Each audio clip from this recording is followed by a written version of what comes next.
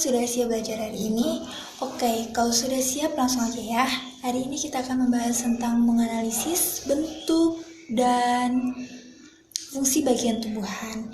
Kita biasanya itu hanya sekedar tahu tumbuhan ya hanya tumbuhan gitu aja. Sedangkan tumbuhan-tumbuhan tersebut ada bagian-bagiannya. Dalam bagian-bagian tumbuhan tersebut juga ada fungsinya masing-masing dan saling berhubungan.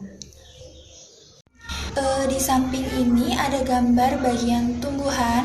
Bagian-bagian tumbuhan ini terdiri dari beberapa bagian. Itu ada 5 ya. Yang pertama itu akar, yang kedua batang, ketiga buah, yang keempat daun, dan yang kelima itu bunga. Masing-masing mereka itu mempunyai fungsinya masing-masing.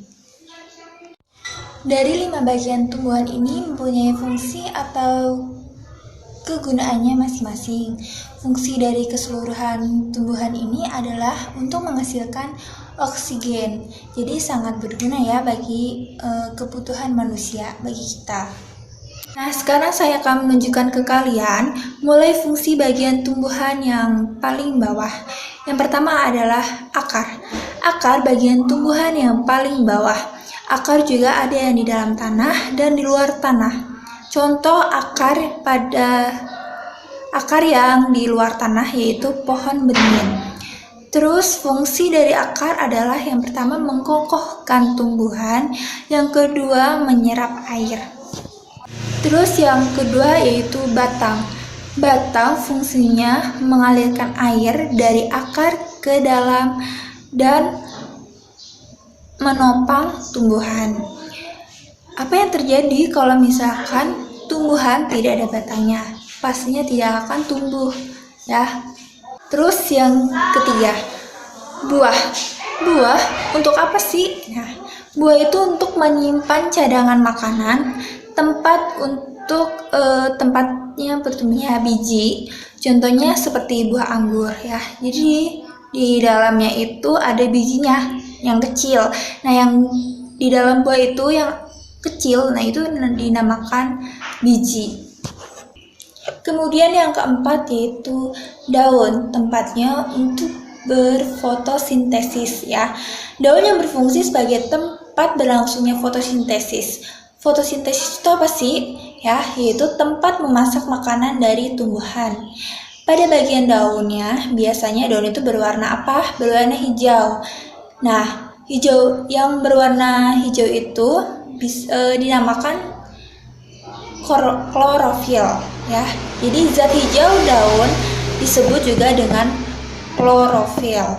Selanjutnya yang kelima yaitu bunga ya. Pastinya yang anak perempuan pastinya pada suka dong ya yang namanya bunga, apalagi yang bunganya cantik, warna-warni, bagus. Nah, bunga ini untuk apa? Alat untuk berkembang biak pada tumbuhan. Bagian mana tumbuhan berkembang biaknya? Berkembang biaknya bunga, biasanya hasilnya itu disimpan di buah atau berupa buah. Nah, buahnya bisa kita makan atau nikmati. Bijinya kita bisa ditanam kembali.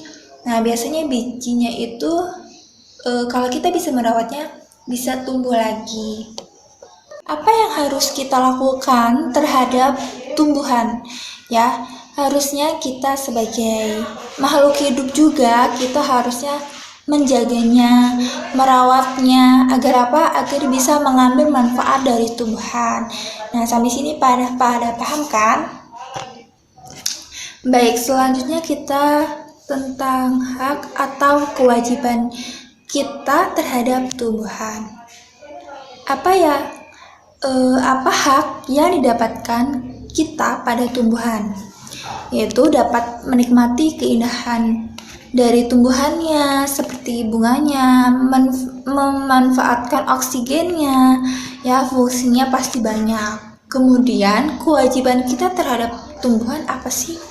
Ya kan, yang pertama itu merawatnya, yang kedua menyiraminya setiap hari. Terus yang ketiga itu memberikan pupuk pada tumbuhan agar tumbuhannya itu tumbuh dengan baik. Hari ini kita sebagai makhluk hidup juga kita harus melakukan terhadap tumbuhan itu, merawat ya, menjaga supaya tumbuhan bisa bermanfaat bagi kehidupan manusia juga dan kita. Baik, cukup sampai di sini pembelajaran hari ini. Semoga video ini bermanfaat bagi kalian yang menontonnya. Terima kasih.